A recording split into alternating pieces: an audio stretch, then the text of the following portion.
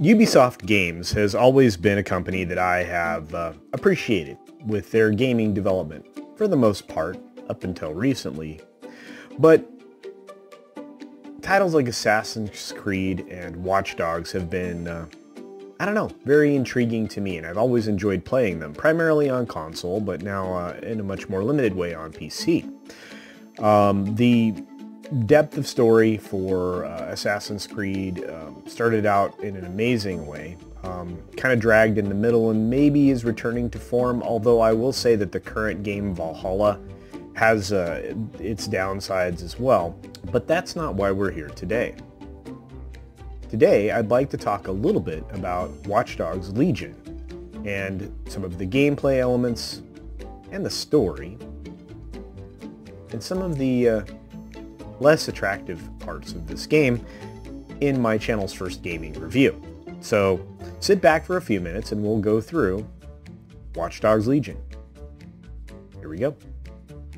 Ladies and gentlemen, hiss and foes, welcome to the Culture Casino!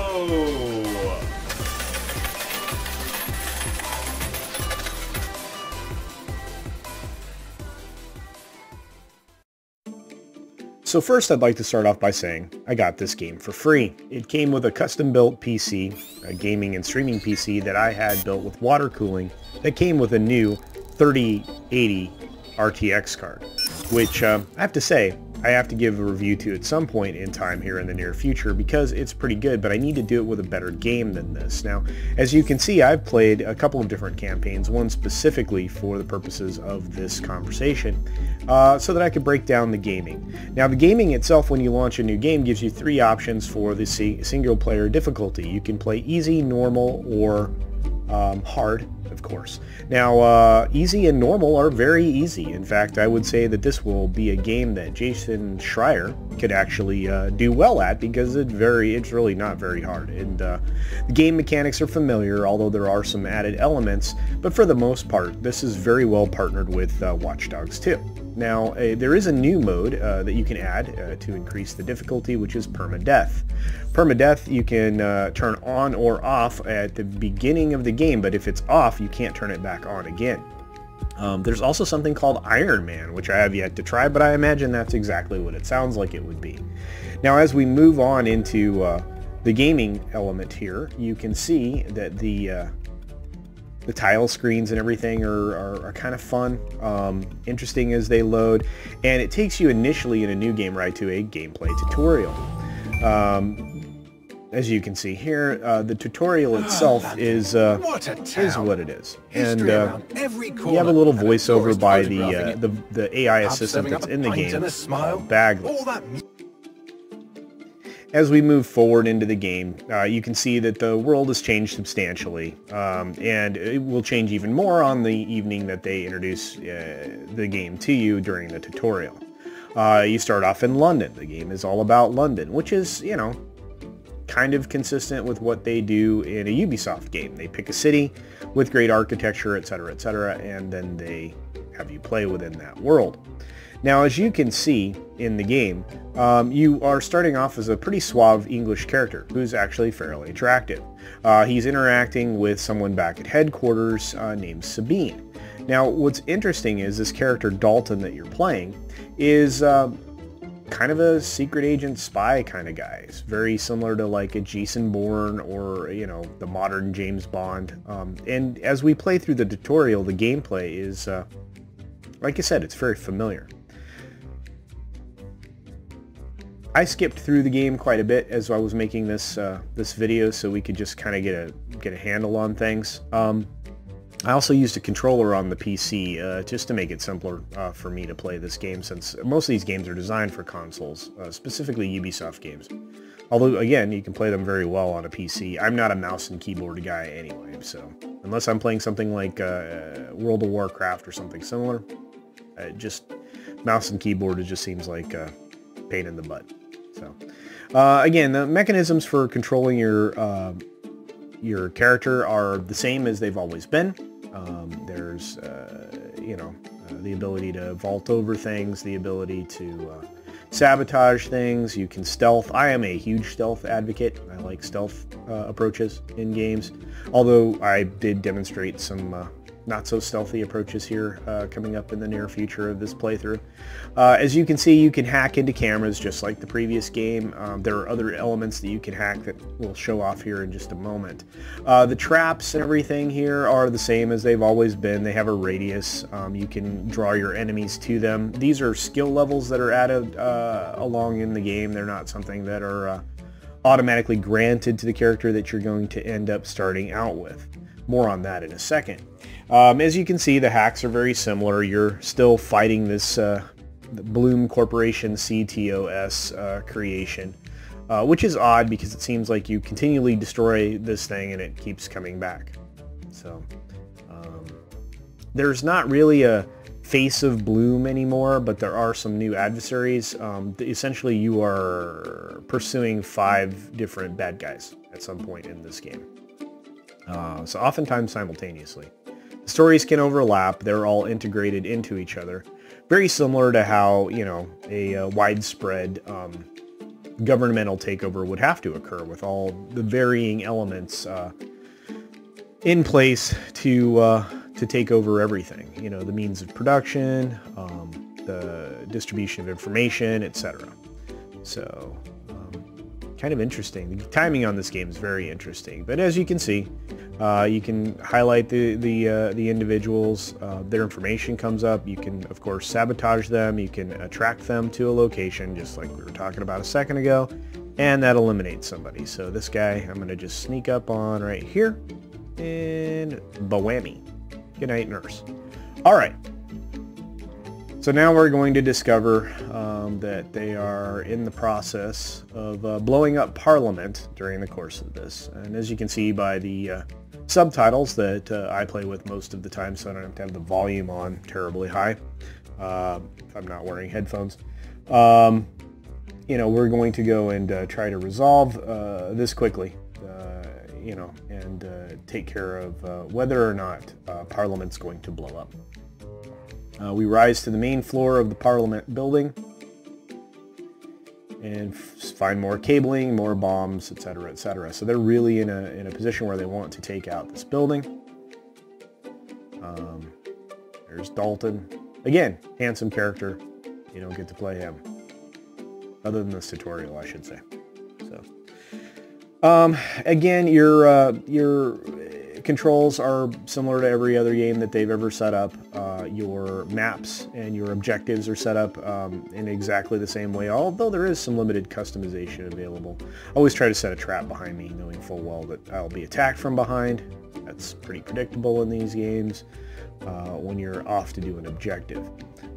This game here, I don't know, it does a really good job with keeping you engaged, but the missions or objectives become very repetitive. Now, they do try to mix it up by utilizing drones and the little spider bots that you're familiar with. There are new kinds of drones that you get to play with, and some mechanisms that didn't exist in previous games. Some toys that you can have. Rather than having a spider bot, you can equip a couple of different gadgets and a piece of equipment.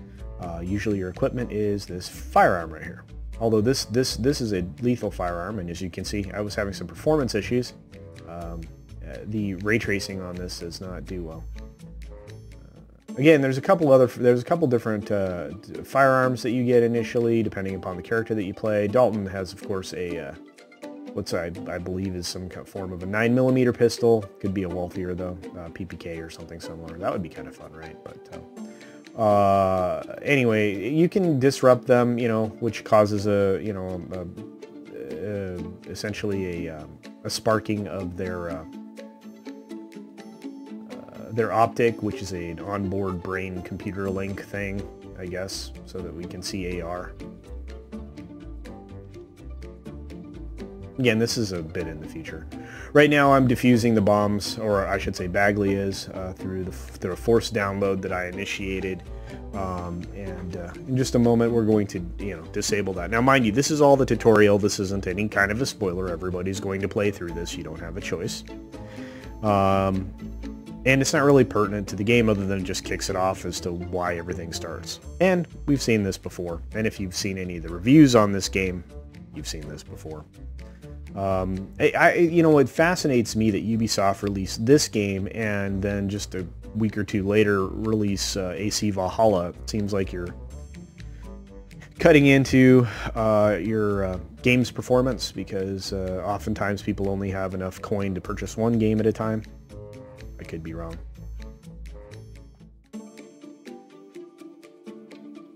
I actually like some elements in this game. Some of the screen tech, some of the modeling is okay, but facial renders, I don't know, they're a little iffy. I like the mask tech. That's pretty fun. There are varying masks that you can collect along with other types of collectibles in this game. Of course, there's the paste-ups, which, is kind of like their version of graffiti that can be done throughout the world to improve your relationships in given neighborhoods. There are some collectible objects, I guess, that at some point allow you to combine them and get some benefit from that. I really didn't play very much. I'm a completionist usually. In this game, I don't really feel like I need to complete it.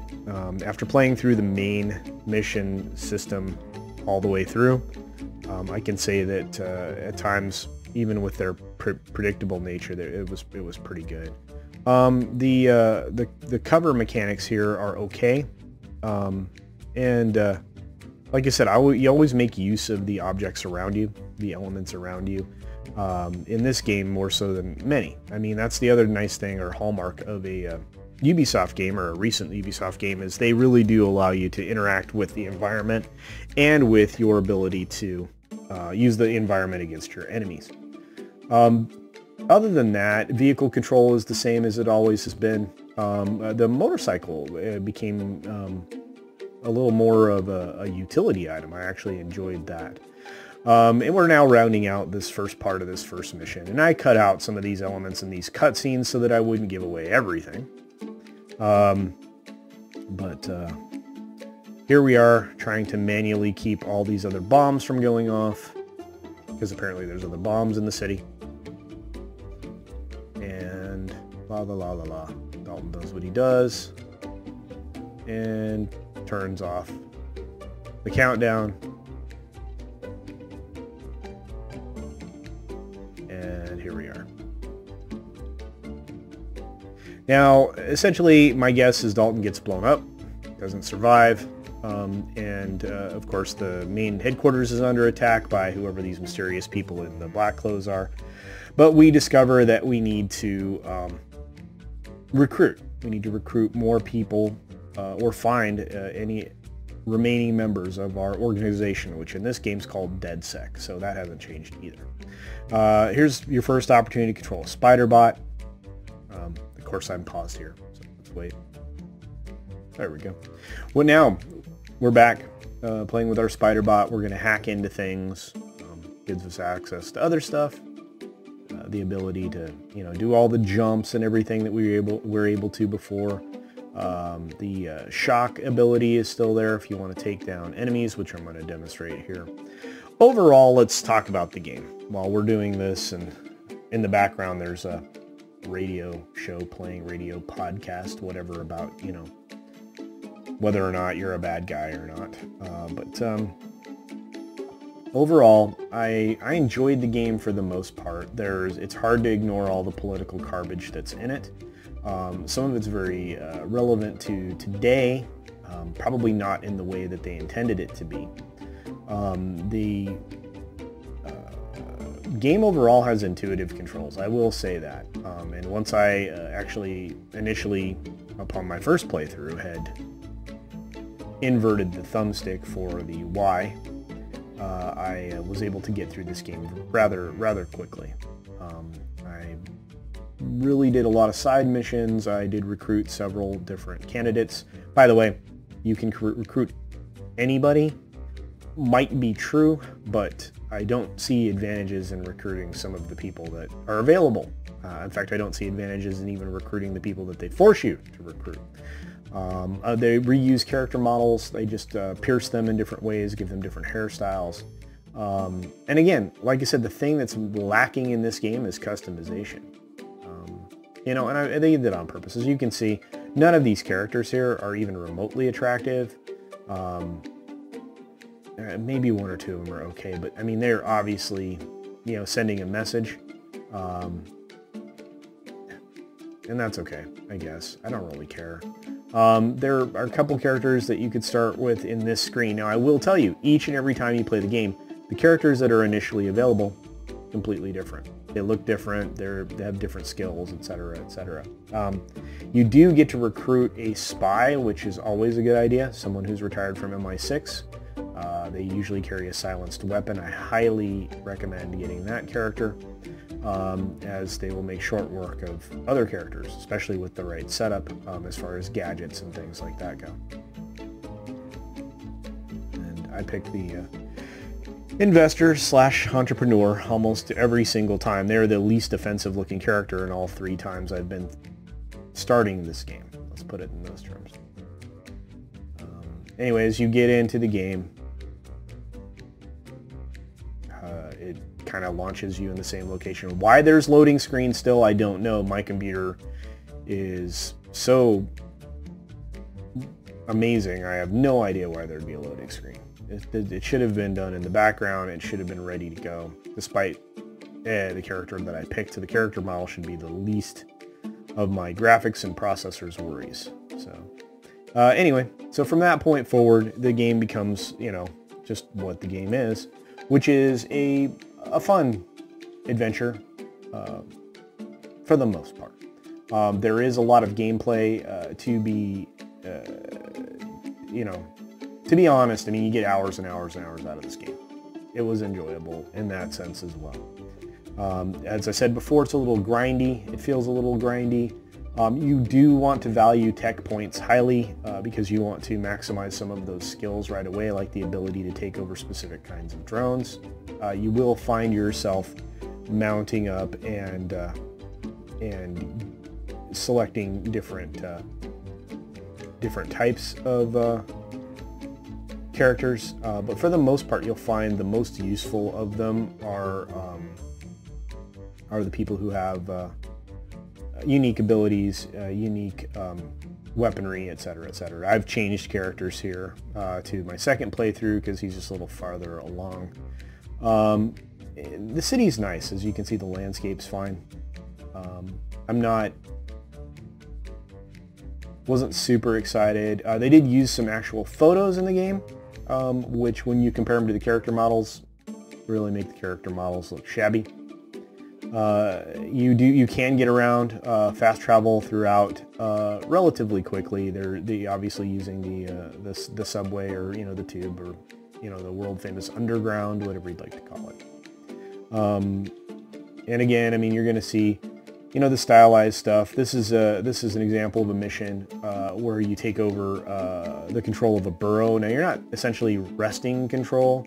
You were just swaying the view of the people in an existing borough. And you do this across several locations. And theoretically, it reduces the resistance around you by the bad guys. I don't know. I mean, to what extent do you actually get any relief from the forces that are marshaled against you? I don't truly believe that. This character model in my first playthrough of this lady was actually my MI6 spy, only without the goofy glasses and the piercings everywhere, and with a slightly better wardrobe. Again, they reused the character models in this game, so don't expect a whole lot of the thing that they were going for, which is diversity. Everybody scripts the same lines. Everybody, obviously, when they were voice acting, recorded the same lines. There are many times when the performances of those voices are incredibly flat, so don't look for great performances there.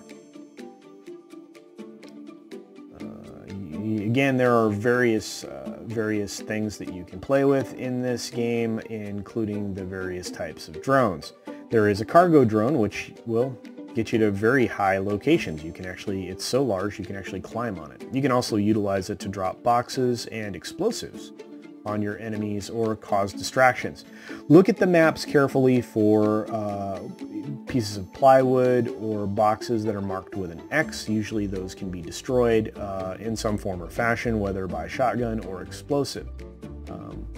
You are going to have to, you know, get through some counter measures like these security alarms where these red glowy things are. There's a lot to this game. I can say many negative things, but overall I did enjoy playing it. So hopefully you will too.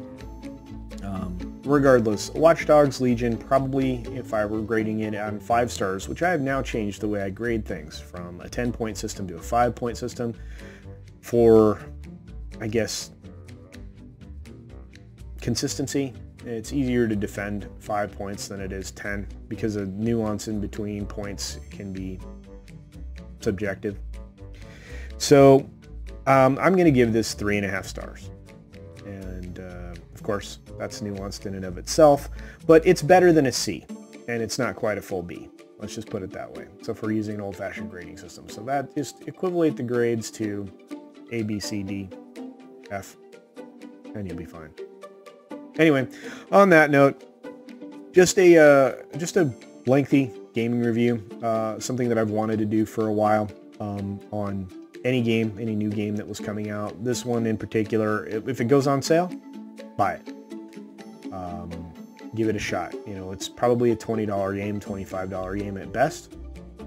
I would not pay any more money for any of the other games that are out there. I really find most of the games nowadays lacking in the types of depth that we were given a long time. You would think the games would get progressively better over time. This game didn't seem to change much.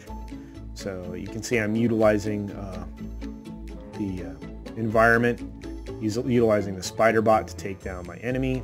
The security card discovers that. I've already distracted him once, so that's not available to me, but I can shock the heck out of him. Anyway. But overall, like I said, 3.5 stars. So if it's on sale, you know, $20, $25, it might be worth it. I wouldn't pay more than that. And I got it for free. So what does that say?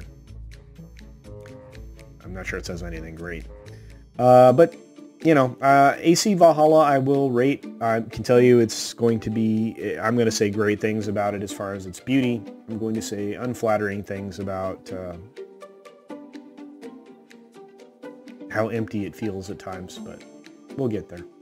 And of course, we are looking forward to an amazing video game release in just a few days of Cyberpunk 2077. So be sure to check out my review of that, which will probably come a couple, 3 weeks, because that's about how long it takes me to get through games in my spare time, because obviously I'm creating content in other ways, and only have so much free time in this world because I have a real job.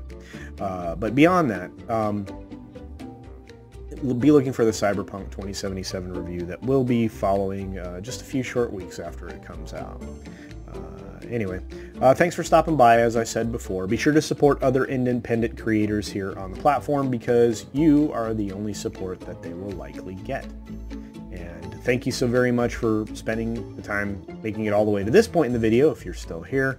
I would like you to check out my friend, The Place to Be Reviews. ETEP makes some really great content as an up-and-coming YouTuber and as one of the show hosts for many of the Rogue Entertainment shows that come along each and every week, including hosting one on his channel himself. So it's pretty great. And other than that, guys, be sure to take care of yourself, take care of others, wash your hands, of course, and until next time, bye. Hey there, one last quick note before I let you go. And before we make it to the end of this video, I, CultureCasino, have a brand new Teespring store. That's right, you can now go to Teespring, look up CultureCasino, or use the link in the video below, and pick out some handsome and beautiful CultureCasino merchandise with many different designs and styles and colors. many different items. I was actually surprised at all of the things that you could create, and I have some more designs and items on the way here shortly. But, you know, if you want to support the channel in that way, there is some merch. Otherwise, here comes the ending. Thanks for visiting today. Be sure you're subscribed and hit that for alerts. Yay! Of course, like and share all of the videos that you can, as it helps with the algorithm. Have a great day.